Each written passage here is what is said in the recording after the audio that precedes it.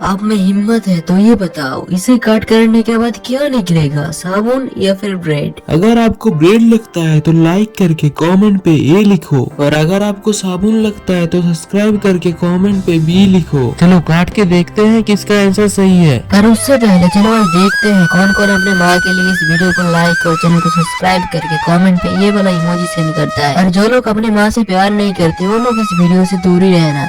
दोस्तों ये तो ब्रेड था, इसका जवाब सही था, कमेंट कीजिए।